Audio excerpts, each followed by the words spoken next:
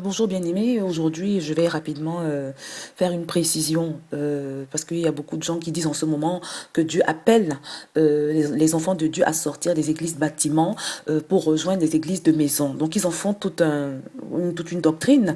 Il y a pas mal de tapage qui est fait là-dessus en ce moment et je voudrais simplement dire de la part de Dieu que ce que Dieu attend, ce que notre Dieu attend, ce Dieu-là, ce qu'il attend, c'est que vous et moi, nous retournions à lui. C'est-à-dire le seul endroit où Dieu veut qu'on retourne, c'est dans sa présence.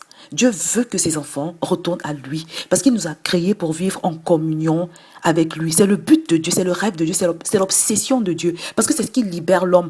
C'est Dieu lui-même qui va vous libérer. C'est pas la forme du bâtiment où vous adorez Dieu qui vous libère. Que ce soit une chambre, une maison ou une église plus grande ou je sais pas quoi, c'est pas le plus important en fait. Dieu n'a rien à faire des systèmes religieux. Dieu n'a rien à faire de la forme, de l'endroit où vous l'adorez. Mais ce qui compte pour Dieu, c'est ce qui se passe entre vous et lui. Bien-aimés, ne vous laissez pas égarer par ces courants de doctrine qui ne sont certainement pas inspirés par Dieu et qui sont là, je pense, pour apporter la confusion et même la distraction.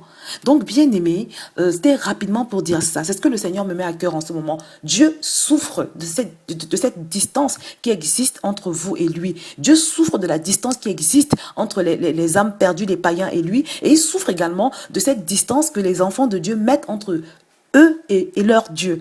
Bon, maintenant, les églises de maison, les églises bâtiments, ce n'est pas du tout la priorité. Vous pouvez être dans une église de maison et aller en enfer. Vous pouvez être dans une église de bâtiment et aller en enfer.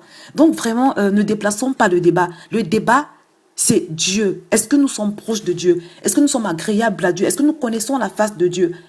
Est-ce que nous vivons dans l'interactivité avec Dieu selon son plan parfait? Est-ce que nous vivons dans la communion avec Dieu? Est-ce que notre communion avec le Saint-Esprit est suffisante? Parce que ce n'est que par cette communion qu'on arrive à vivre une vie de sanctification, qu'on arrive à savoir quel est le plan de Dieu pour chacune de nos vies, qu'on arrive à tout faire, qu'on arrive à avoir la compassion des âmes. Parce que c'est quand on est proche de Dieu que Dieu déverse dans nos vies ce que lui, il a dans le cœur, qu'il nous fait connaître ses priorités. Ce n'est que auprès de Dieu qu'on a toutes choses. Un bâtiment ou une maison ne va rien changer dans votre vie. Une doctrine ou un système religieux quelconque, une façon de pratiquer la Bible ne va rien changer dans votre vie. Mais c'est la puissance surnaturelle de Dieu qui s'obtient au travers de la communion avec le Saint-Esprit qui va transformer votre vie. Ne vous laissez pas égarer, ne vous laissez pas distraire, mais focalisez-vous sur Dieu et Dieu seul, parce qu'il est le seul qui va pouvoir vous libérer. Que le Seigneur vous bénisse.